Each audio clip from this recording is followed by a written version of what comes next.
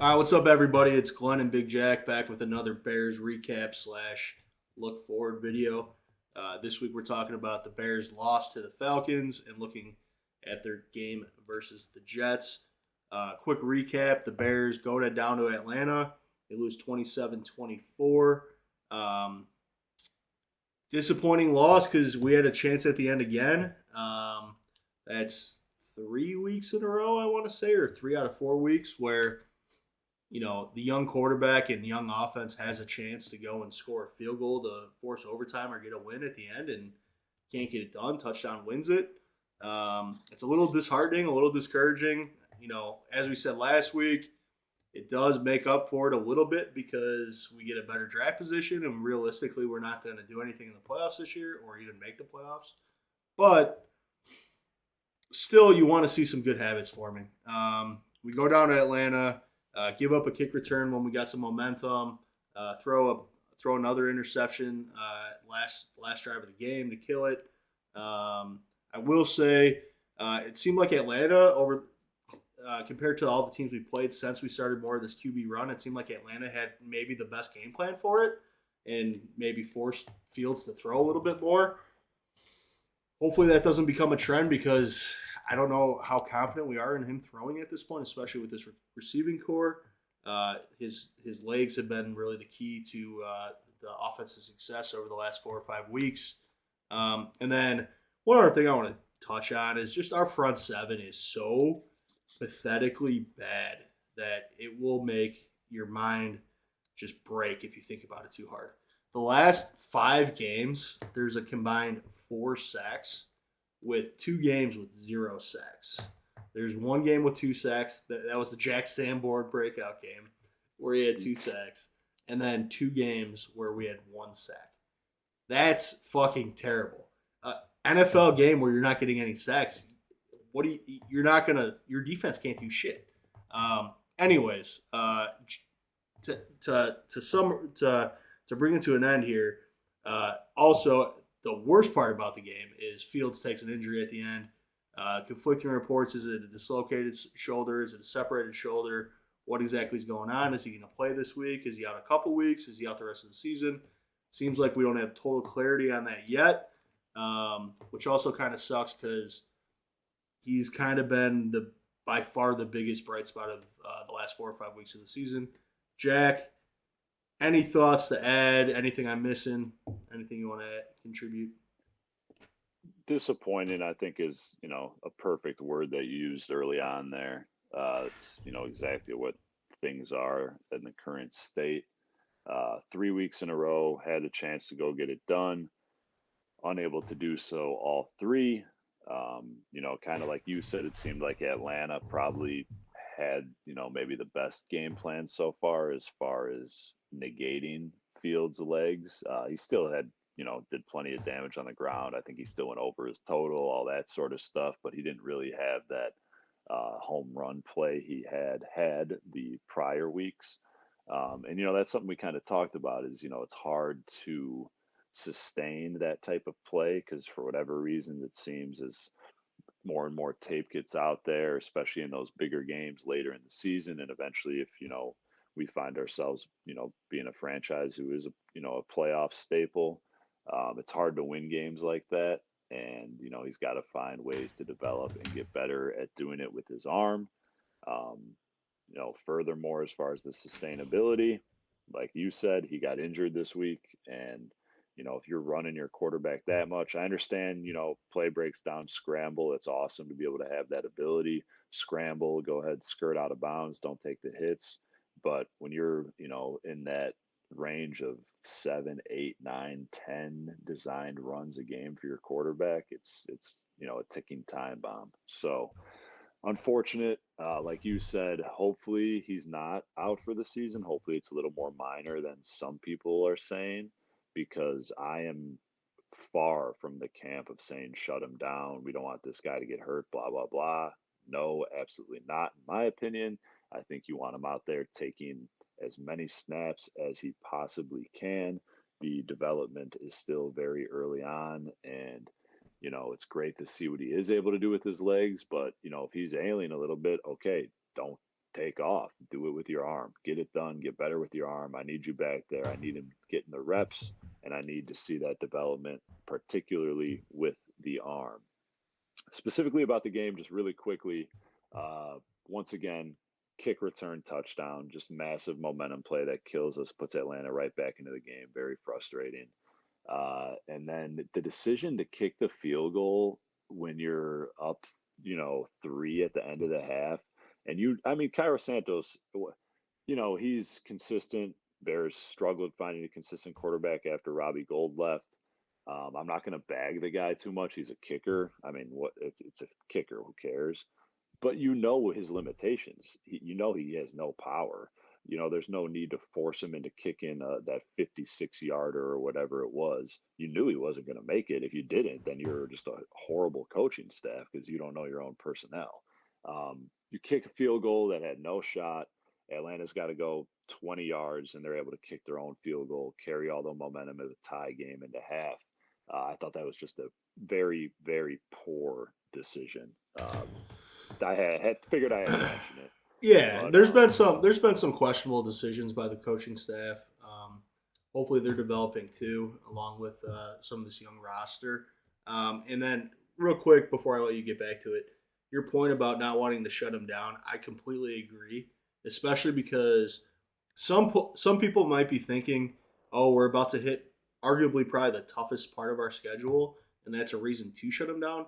In my mind, that's a reason to get him going. And these are going to be his most important reps of the year because he's going to see. Let's hope. Okay. The next 4 games: Jets, good defense; Packers, kind of a letdown year, but pretty good defense; Eagles, one of the best teams in football; Bills, one of the best teams in football. If he has any success against those teams, that's going to build his confidence. And then when he has some struggles against these teams, they're going to be the biggest opportunities to learn. So I've heard some people say, "Oh, he's proved himself. Let's shut him down. The rest of the year doesn't matter." Bullshit. The rest of the year matters. He's going to learn a lot.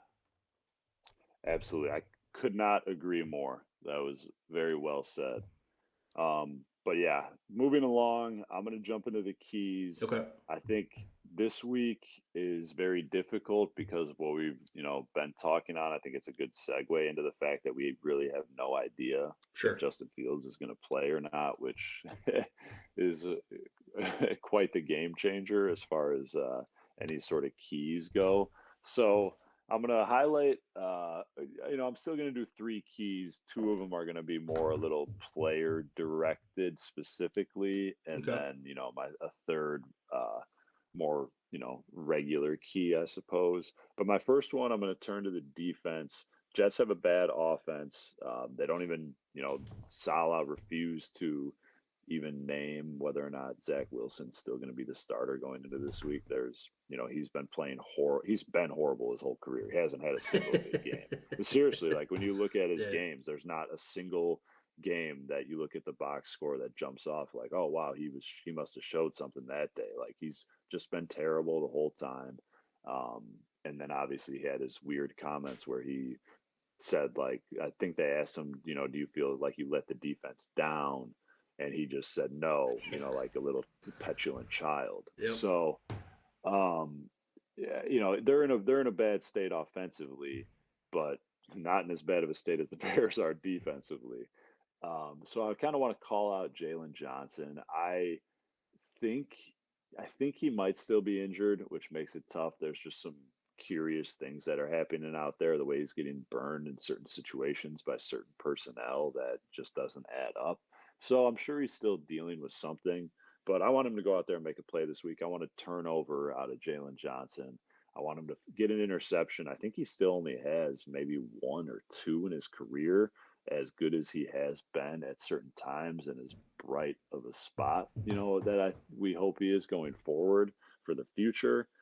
He just doesn't make interceptions, and that's got to change. And I want him to go get one this week, and I think it could be a difference in the ball game. Okay. I love it. As you said, he's been pretty good since he's been a Bear, but a little disappointed the last few weeks. Hopefully, he can right the ship and prove to us that he deserves a starting job for sure. And maybe even reclaim some of his cornerback one status that we're hoping he could find within himself. Yep, absolutely. Key number two, I'm going to go to the offensive side of the ball. Another kind of highlighting a player. I'm going to go Chase Claypool. I mean, I don't know what's going on since they made that trade. His snap share is even odd. He's like not even getting the opportunities out there, but he his numbers are they're not even worth talking about. They're so non-existent. Um, and he's got to be something. We can't trade that second round pick now that we traded for him is looking like it's going to be like what the 33rd pick. Yeah, I right mean, now I think it'd be 34. dude, that's literally. I yeah, technically a You could second rounder get pick, you could but get so this is a total tangent a little bit, but we need interior defensive linemen, we need interior offensive linemen, we need wide receivers. You could get the best interior offensive lineman in the draft at 34. You could get a really good interior defensive lineman. You could get a really good linebacker. You could get a really, I mean, you get a lot of really good players at 34. And right now, Chase Claypool is not looking great, but I'm still holding out some hope. We'll see. But I'm with it. So far, we got a Jalen Johnson call out and a Chase Claypool call out. Who's yeah, getting called out number three? he's got to do something. And honestly, I'm not even like kind of how when we talk about Fields and we say, 200 passing yards, Yeah. and we're like, realistically, that's not even that high of a watermark. It's No, 200 passing yards in 2022. It's, that's literally it's nothing. nothing. That's a half, Yeah. right?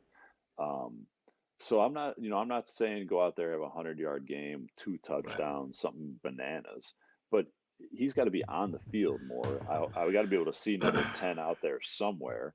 And I'm hoping for something in that, 50 to 65, 70-yard range, and I don't even need a ton of catches. He's supposed to Right. be a big play guy. Right. He's supposed to be this dude outside who can go get it and make something happen.